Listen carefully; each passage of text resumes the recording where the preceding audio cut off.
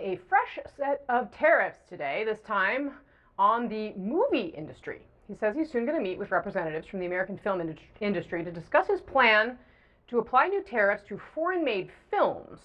Let's bring in CNN senior White House correspondent Kristen Holmes, who is live for us outside the White House. Kristen, of course, back after having a baby, and we're thrilled to have you here in the arena for the first time. Kristen, thank you so much. This is like another example, right, of the president continuing this push on tariffs, which he is, obviously very personally invested in, but it seems very unclear how this one would actually work.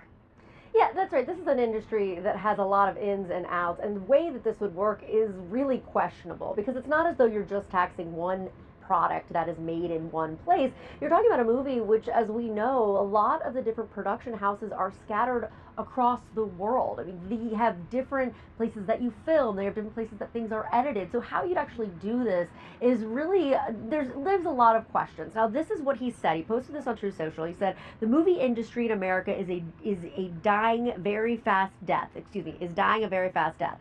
Other countries are offering all sorts of incentives to draw our filmmakers and studios away from the United States. We want movies made in America again. Now, Kevin Liptak, our senior White House reporter, did learn that Donald Trump had dinner or met with actor Jon Voight over the weekend, who is one of his liaisons to Hollywood, a big Trump supporter. So that could have played into this at some factor. But we also heard Donald Trump kind of seeming like he might be walking this back a little bit when he was just asked a question about it. Take a listen. Hollywood doesn't do very much of that business. They have the nice sign and everything's good, but they don't do very much. A lot of it's been taken to other countries, and a big proportion. And I'm actually going to meet with some because, there's some advantages, I guess, and I'm not looking to hurt the industry. I want to help the industry. So you can hear there that clearly he had talked to somebody who said it might hurt the industry, because since he said that he didn't want to hurt the industry, that there could be some advantages. As we know, there are a lot of advantages to these various productions being filmed overseas, like tax incentives. So it'd be interesting to see where this actually goes. Again, possibly making it a lot more expensive for American companies to make movies to then have, sell to American consumers. Kristen Holmes, thank you. Great to see you. Hope we'll see you again tomorrow. Thank you. All right, so with no end in sight for Trump's trade war with China, the president is doubling down on this cheerful Christmas in July message for Americans. I'm just saying they don't need to have $30. They can have 3. They don't need to have 250 pencils. They can have 5. All I'm saying is that you don't, that a young lady, a 10-year-old girl, 9-year-old girl, a 15-year-old girl doesn't need $37. She could be very happy with 2 or 3 or 4 or 5. I think he missed the memo that 15-year-old girls these days just want, what's the elephant skincare? I'm not cool enough to know what it is. Drunk elephant. Drunk elephant, thank you. You must have a daughter in this age range. I do. Sure. Okay, there you go. And not dolls. But Lulu, you and I were on this set at the end of last week, and we'll let these guys argue about whether or not this matters in a second, but one of our friends of the show was arguing this comment, was going to be lost in the noise. That may have been true if Trump had said it that one time, but he said it that time and then a second time. And I mean, the Wall Street Journal wrote it this way, quote, past presidents have urged voters to tighten their belts because of war, pestilence, natural calamity, economic contagion, or their predecessors' mistakes. Mr. Trump is the first to do so because of his own policy decisions and his stubborn insistence on sticking with them. In Mr. Trump's America, you get 2 dolls only. You pay more, and you be sure to thank the man in the handmade silk tie on the way out. Well, enough said. I don't think I can top that. Yes, I felt this was going to be a big deal. Also because it would have been malpractice on the Democrats' side if they hadn't made it a big deal. So just that alone. Mm-hmm. But I will say this. The way that this is being portrayed is everyone's rich in America and they're going to have 30 dolls and you can just have 2 or 3. But the fact is that there are a lot of kids who aren't rich and a lot of families who aren't wealthy. And if dolls are more expensive, it might mean that they get no dolls. So it's not just this idea of like everyone is just crazy mad and buying as much as they can, which by the way, America was built on. It's the capitalist system. But it's also this idea that there are a lot of people who can't afford things. And if things are more expensive, that means that maybe little Jimmy or little Susie might not get their dolls that they want, because they're action figures too. This is not just little girls, little boys like dolls too. Oh, I have a lot of Spider-Man dolls. Thank you. Dolls. in my house. Matt Gorman, I mean, so I cut my teeth, as you know, covering Mitt Romney's presidential campaign, who famously once said that corporations are people, and that was very, did not go over very well. He had a number of other lines. Flashbacks. Bill Lundy was also there, helping run policy for that.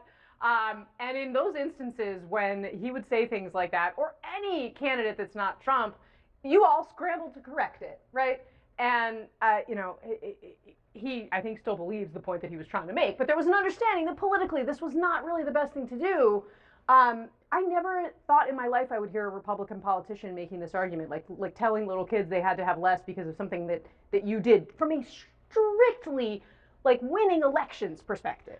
Yeah, no, I hear you, and I was surprised to hear it again. I think on Sunday, I was surprised to hear it kind of as a repeat thing. And then the third time on Air Force One, right? Yeah, and I think one of the things, whether it's politicians I talk to or corporate leaders, you always want to emphasize the solution. You always want to emphasize the positive, and it helps if there is medicine to be taken or there's bad news somewhere in an answer or in a decision or in a circumstance.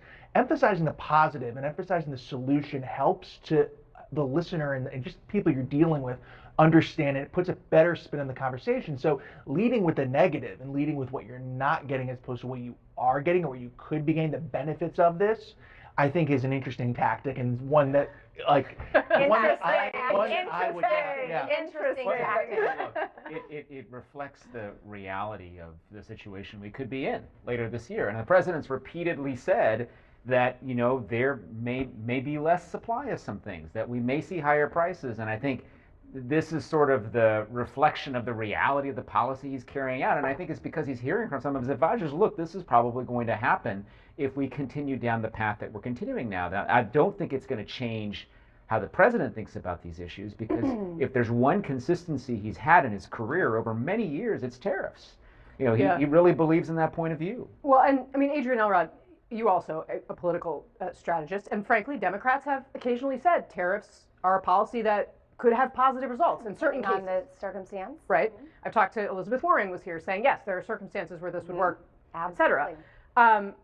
But again, it's one thing to say you can't have any dolls. He could be out there saying, well, you know what, this Christmas might be a little bit tough, but you know what I'm doing is going to give your dad, your mom, a better job in a couple of years. You may not be able to buy the lawnmower this Christmas, but you can buy it maybe in 2 years from now at a very much lower price. I mean, that would probably be a better way to frame this. I mean, look, a couple of things. I think you made a really good point by saying that it would have been malpractice for Democrats not to take advantage of this. That's absolutely the case, and thank goodness that we have and we are and we're continuing to. Wasn't a given. Sorry. I know. I completely agree with you. Number one, but number two, look, this is just another anecdote that I think you'll hear more and more from as we get closer to the midterms. You'll see a lot of members of Congress, Democrats, who are running either for re-election or as challengers, who will use this in an ad, basically saying Donald Trump wants to take away X, Y, and Z from you, including your kids' dolls. Also, by the way, if only 12-year-old kids could vote, this might also help. Help us a little bit too. It's such an evocative example. It is. Only he can get away with it. Even if you don't have kids, you were once a kid who celebrated some holiday where will he get away with it? I guess that's the question. We don't know yet. Political gravity, right?